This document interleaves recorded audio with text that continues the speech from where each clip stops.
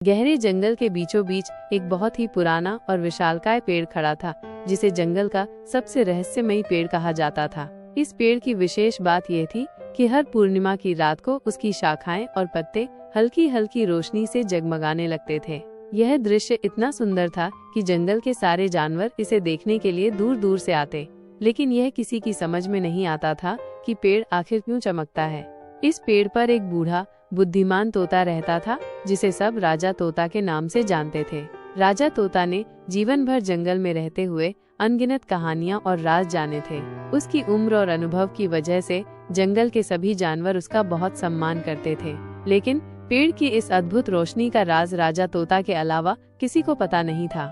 एक दिन जंगल का नन्हा खरगोश कूदी अपने दोस्तों के साथ खेलते हुए उस पेड़ के पास पहुंचा। उसने अपनी माँ और दादी से इस पेड़ की कहानियां सुनी थी, लेकिन आज उसे पेड़ के रहस्य का पता लगाने की इच्छा जाग उठी। उसने अपने छोटे छोटे पंजे राजा तोता के सामने जोड़ते हुए कहा, राजा तोता, आप जंगल के सबसे बुद्धिमान जीव हैं। क्या आप हमें इस पेड़ की रोशनी का रहस्य बता सकते हैं? राजा तोता ने अपनी चमकीली आंखों से खरगोश को देखा और मुस्कुराते हुए कहा, तुम्हारी जिज्ञासा सराहनीय है कूदी, लेकिन इस रहस्य को जानने के लिए तुम्हें साहस दिखाना होगा और एक कठिन यात्रा पर जाना होगा। खरगोश ने हिम्मत जुटाई और बोला, मैं तैयार हूँ राजा तोता। राजा तोता ने धीरे से कहा, तुम्हें जंगल के उस पुराने तालाब के पास जाना होगा जो पूर्व दिशा में है। वहाँ एक जादुई पत्थर है जो केवल चांद की रोशनी में ही दिखता है। उसे खोज कर लाओ, तभी तुम इस पेड़ के रहस्य को जान सकोगे। कूदी ने अपने दोस्तों से विदा ली और साहसिक यात्रा पर निकल पड़ा। रास्ते में उसे कई चुनौतियों का सामना करना पड़ा। कभी वो घने पेड़ों के बीच से गुजरता, तो कभी सांपों के फुफकार सुनकर घबरा जाता, लेकिन अपने लक्ष्य को याद करते हुए वो आगे बढ़ता गया। आखिरकार जब पूर्णिमा की रात आई, कूदी उस तालाब के पास पहुंचा। उसने देखा कि तालाब का पानी चांदनी में झिलमिला रहा था। अचानक पानी में एक हल्की चमक दिखी। कूदी ने ध्यान से देखा तो वहाँ एक छोटा चमकता हुआ पत्थर था। उसने हिम्मत कर उसे उठाया और तेजी से राजा तोता के पास लौटा।